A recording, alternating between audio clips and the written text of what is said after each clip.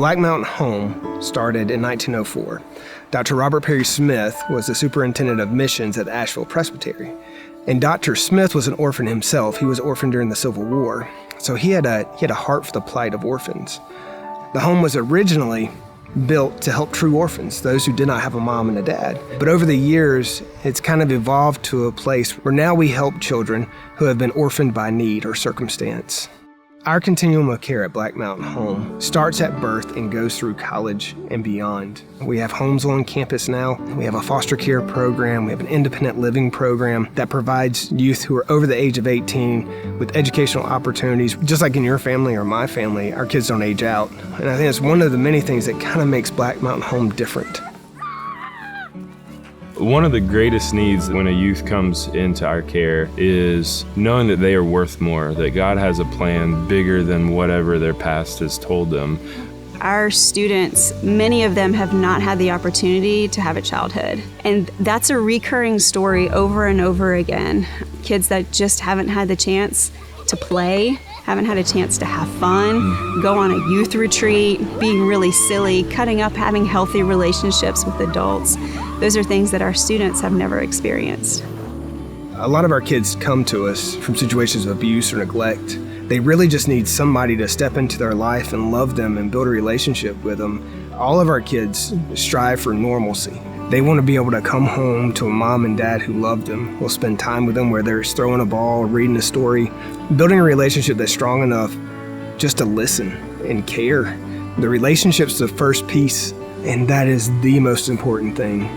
Nobody really cares what you say until they know you care.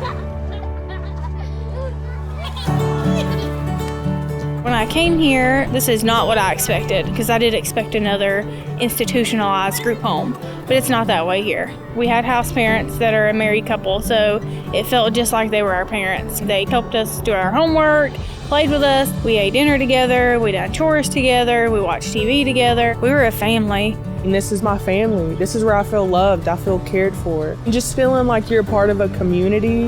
I want to tell my kids about where I grew up at and show them pictures. No matter their experience, no matter their circumstances, no matter what they've been through, they have a hope for something more. The scope of what we can offer, from recreation to the clubs and classes. We have volleyball, basketball, softball, we have a fishing club, and then we have students that are way more adventurous, and they want to do things like ride motorcycles and go hiking on the Appalachian Trail. Through activities, we're able to connect with students at a different level, and it really allows for mentoring relationships to grow. And in that, we're able to challenge students to grow individually and collectively as a group.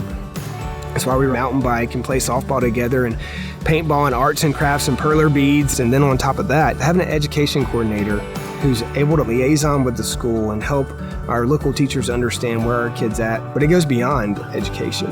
You think about family vacations, and you think about going on retreats and those special moments that you've spent with your mom or dad, and those are memories that you'll always have, whether it's jumping off a rock in a creek or going to Universal Studios or seeing the beach for the first time. These are memories that we want to create with our kids, because if we would want to create it with our kids, we should want to create it with the kids who are in care.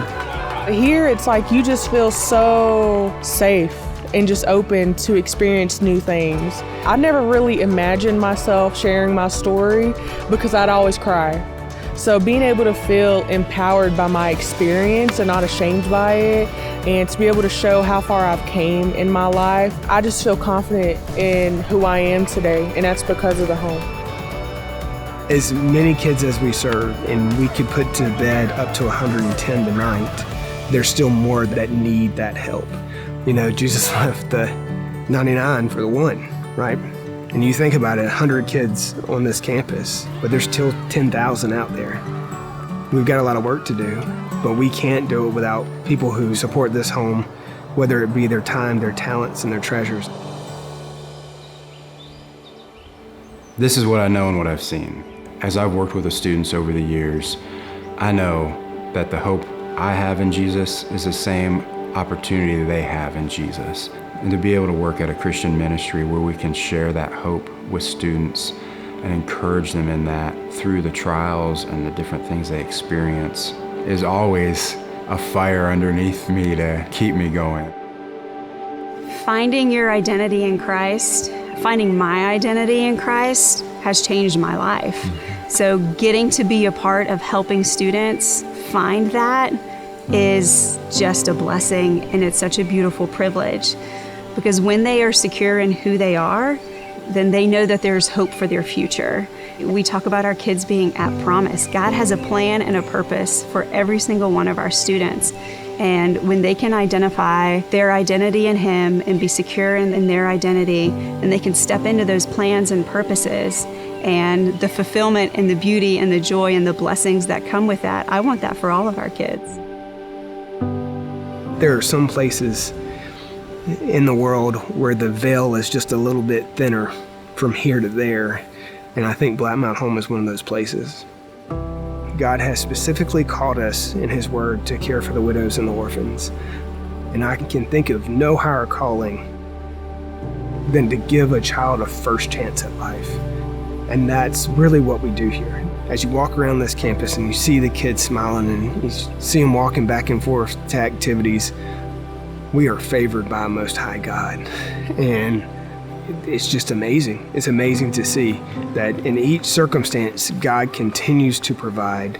And I think our growth and our visioning is only limited by our imagination. And that's one thing that is tough for us to do, is we serve a big God, and I don't think we can think big enough sometimes. And if we can impart that trust and that faith in the kids who call this place home, so that they can take that and impart that in their children, and that becomes a generational thought, we can truly change the world. But we're changing the world one child at a time, one family at a time. That's what hope is to me.